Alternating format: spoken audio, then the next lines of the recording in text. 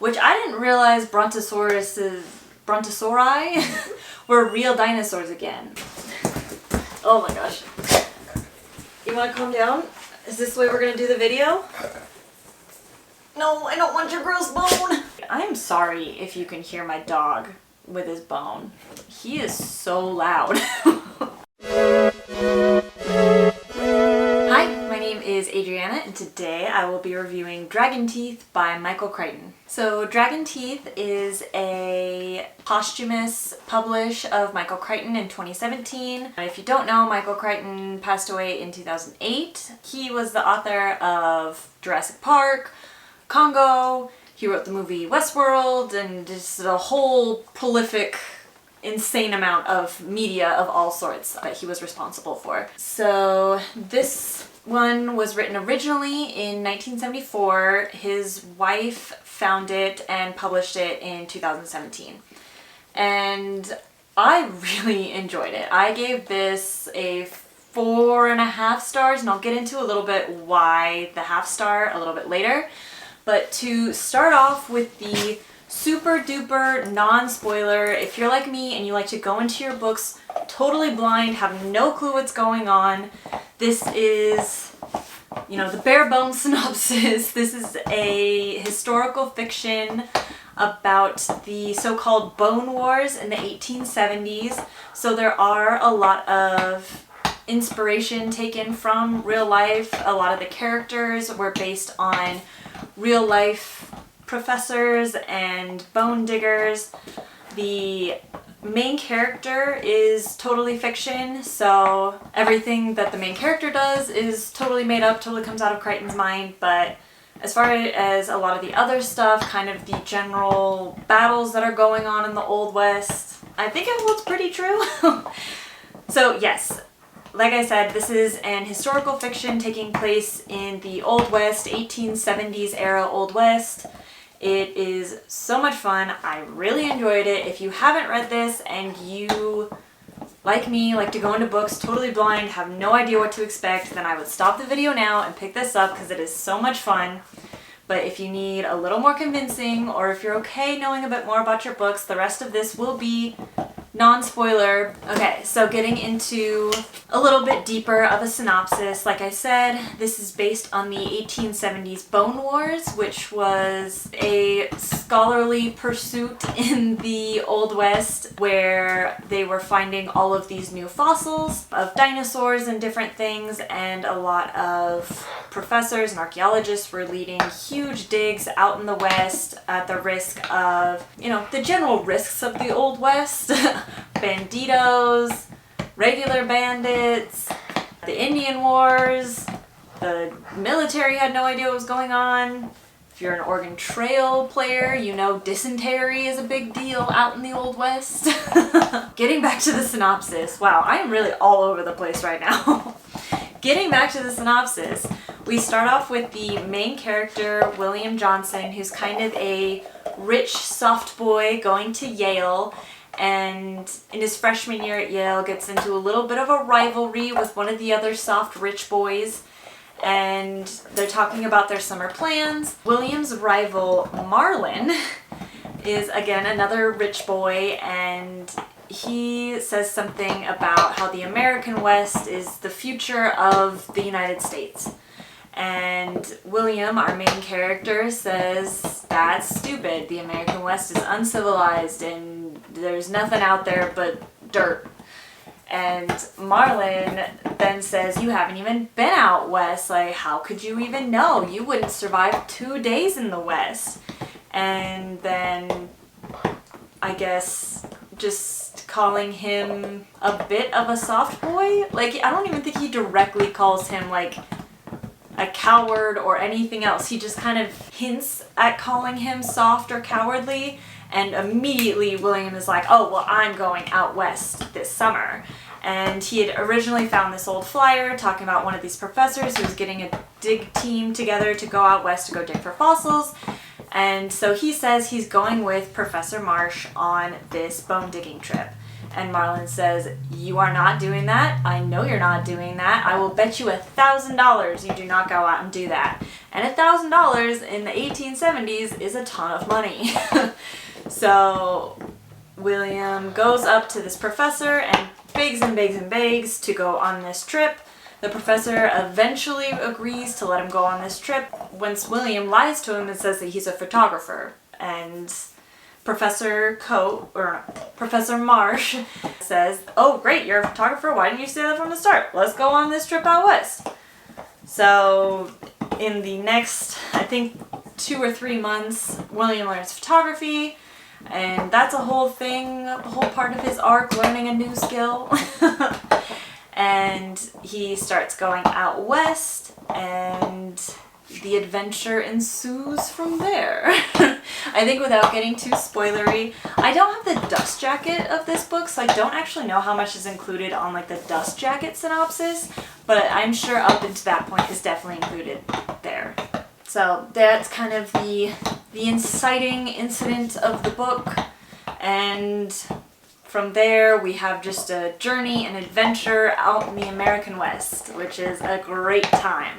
So I haven't read a whole lot of Crichton. The only other book of his that I've read is Congo, but I've watched the original Westworld and I've watched Jurassic Park, so I am kind of somewhat familiar with his general vibe of writing, I guess. And in Congo, it's heavily focused on genetics, kind of same thing with Jurassic Park. And, you know, you read Congo and you basically feel that you've gotten a degree in genetics at the end of it. And even kind of the same thing with Jurassic Park. Like, he spends so much time going into kind of the real life science, blending into kind of some science fiction of how we would go about these things. And that's what kind of made me not rate this one specifically as high.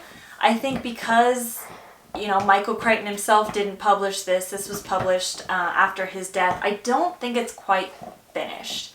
I think had Michael Crichton, you know, decided to go forward with this while he was alive, I think he would have spent a lot more time kind of delving into the science of archaeology and the science of discovering all these new species of dinosaurs. Like, this is a pretty short book. It's less than 300 pages, I think. And so I think it just doesn't quite dive in deep enough for what I think a Michael Crichton book should.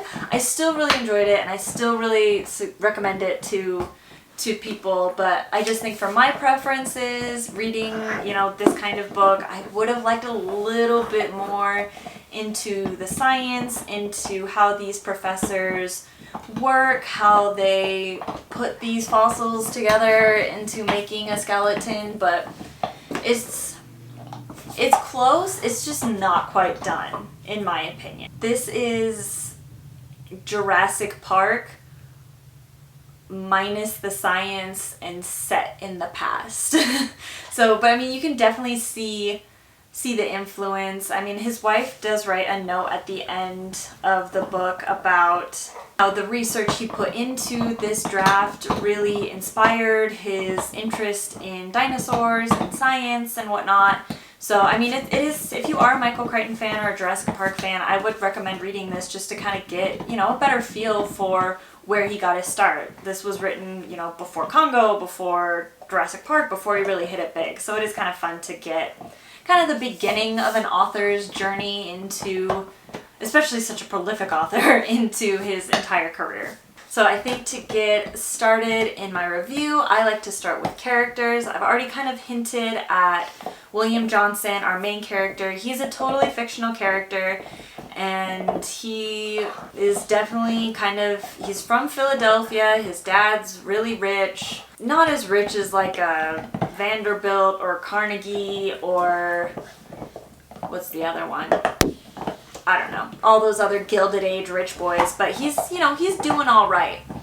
And you can definitely tell that that's the way he's been raised. He's very soft, he's very rich, he's very cosmopolitan, and then you get to watch kind of him change not only physically throughout the trip. He becomes a lot more buff, he grows a beard, he's leaned out, and he also changes a lot emotionally and physically, being exposed to such a harsh environment And so that's really fun. It's a really great... I'm sorry if you can hear my dog with his bone. He is so loud.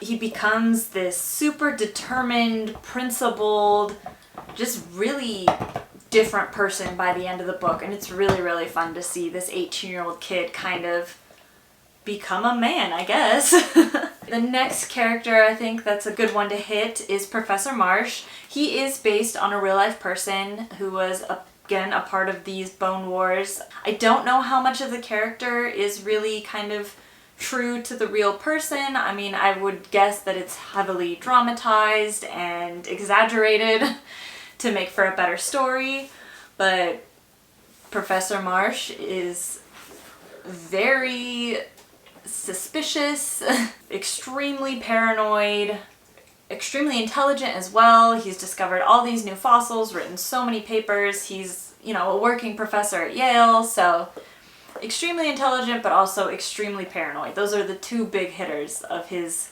entire personality. And he's definitely a frustrating character to read because he's a lot. And then the other kind of main character I want to hit in this is Professor Cope. So he is the rival to Professor Marsh. A lot more laid back, but definitely still extremely competitive in this rivalry that the two of them has set up.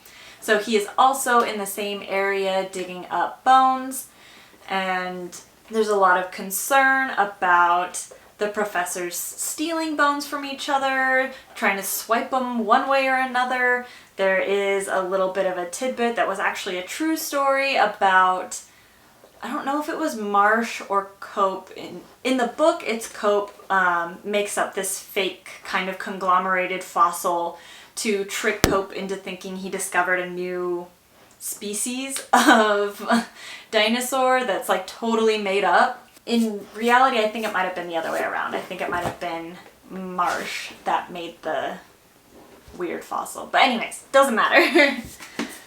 But yeah, so Professor Cope in this book, the reason it's called Dragon Teeth is because he discovers the teeth of a brontosaurus, which are big, which I didn't realize brontosauri were real dinosaurs again. I think it was when I was in high school they decided that the brontosaurus was not actually a real dinosaur and that they had put together the skeletons wrong. But then when I looked it up online in like 2015, there was a bunch of new articles that came out that said that the brontosaurus was real again. So who knows if the brontosaurus was real or not.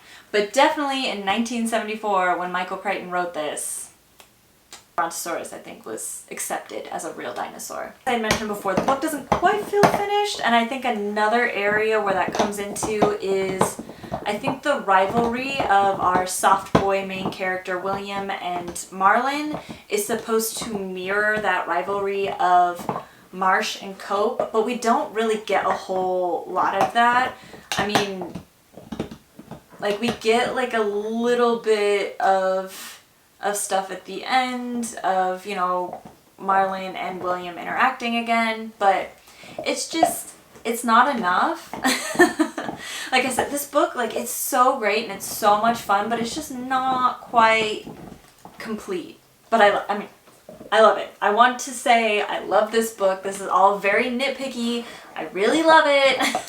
But again, it just doesn't quite feel there for me. So moving on to plot. The first half is pretty slow, pretty chill. I mean, it's just, you know, mostly the train journey out west and then switching to a stagecoach and then switching to horses. And so you kind of get more primitive the further out west you go and the more primitive areas you go to. And then kind of at like the halfway point, the shit goes to hell in a handbasket.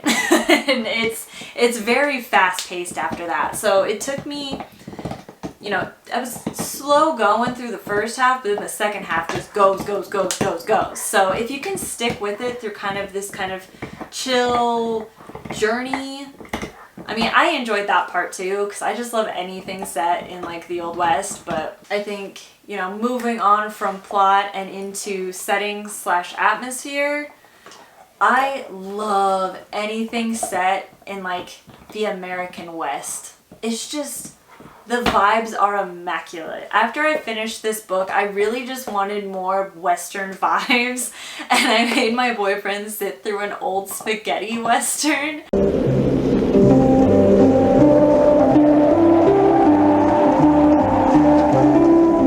And just, oh my god, it's so bad. It was such a bad movie, but like the thing about like spaghetti westerns is that it's just, they're all vibes. Very little dialogue, very little plot. I mean, a lot of kind of action, but like half the cast doesn't even speak the same language. Like you get 1 or 2 stars that they brought in from like America or Britain or like Germany, and they're usually speaking English, but then like all the extras are Italian and they're just speaking Italian and dubbed over by somebody in English. And so like the words don't match up at all, and they're just so like slapdash together, but they're just so, the vibes. The vibes of the American Old West are just immaculate, and I love them so much. Howdy, howdy, howdy. Aha, aha. But anyways, getting back to this book. So there is actually a map of kind of Johnson's journey. I'll see if I can find like a PDF version. But yeah, there's actually a map of his journey from Yale across the country into Utah, southern Idaho, where then they take a stagecoach north and then a horse past that. So it's mostly set in kind of Montana, Wyoming area, and I do love the American Southwest, but there's something different about like the Rocky Mountain West. It's just, it seems even more kind of desolate and like detached from the rest of the world. It's just, it's dope. It's dope. It's so much fun. The setting is so cool. Concluding thoughts. I love this book. It made me very happy. So I think it's a very like fun, action-packed book. It was just what I needed after delving into the Grishaverse and, you know, so much. I mean, it's not that the Grishaverse is heavy, but there's just a lot going on, a lot of characters. And so to be able to kind of focus in on, you know, just one guy taking a trip out west, learning a lot about himself and the world around him, and becoming a more engaged human in life was a lot of fun. So definitely would recommend this for anyone who has any interest in historical fiction of the American West, who has any interest in archaeology, who has any interest in Michael Crichton as an author. You know, 10 out of 10 would recommend. So I think Trip is going to join us for this this send-off. But thanks so much for watching, and I will catch you on the next video.